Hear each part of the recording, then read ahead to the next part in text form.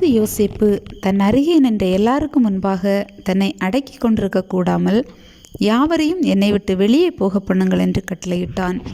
யோசேப்பு தன் சகோதரருக்கு தன்னை வெளிப்படுத்துகையில் ஒருவரும் அவன் அருகில் நிற்கவில்லை. அவன் சத்தமிட்டு அழுதான். அதை எகிப்தியர் கேட்டார்கள், பார்வோனின் வீட்டாரும் கேட்டார்கள். யோசேப்பு தன் சகோதரரை பார்த்து, நான் யோசேப்பு, என் தகப்பனார் இன்னும் உயிரோடே இருக்கிறாரா என்றான். அவனுடைய சகோதரர் அவனுக்கு முன்பாக கலக்கமுற்றிருந்ததினாலே அவனுக்கு உத்தரம் சொல்லக்கூடாமல் இருந்தார்கள். அப்பொழுது யோசேப்பு தன் சகோதரரை நோக்கி, என் கிட்ட வாருங்கள் என்றான். அவர்கள் கிட்ட போனார்கள்.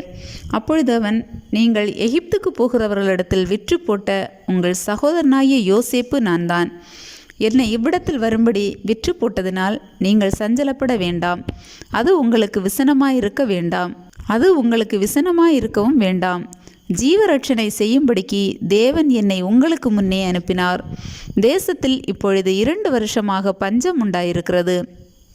இன்னும் 5 வருஷம் உழவும் அறுப்பும் இல்லாமல் பஞ்சம் இருக்கும். பூமியிலே உங்கள் வம்சம் ஒழியாமல் இருக்க உங்களை ஆதரிக்கிறதற்காகவும் பெரிய ரட்சிப்பினால் உங்களை உயிரோடே காப்பதற்காகவும் தேவன் என்னை உங்களுக்கு முன்னமே அனுப்பினார்.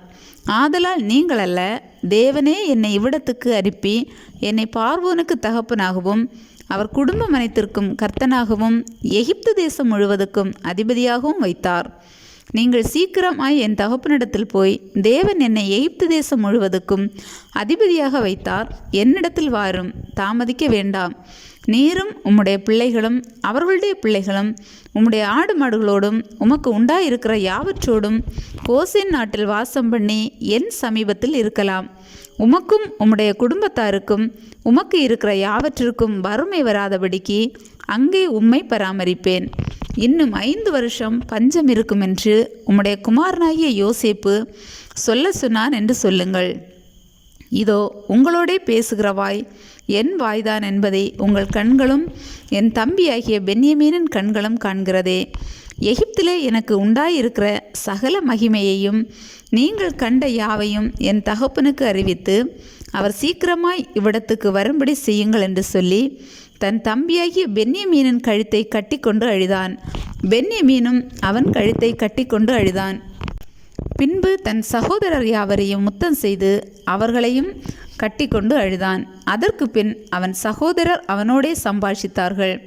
யோசேப்பின் சகோதரர் வந்தார்கள் என்கிற சமாசாரம் பார்வோன் அரண்மனையில் பிரசித்தமான போது பார்வோனும் அவனுடைய ஊழியக்காரரும் சந்தோஷமடைந்தார்கள்.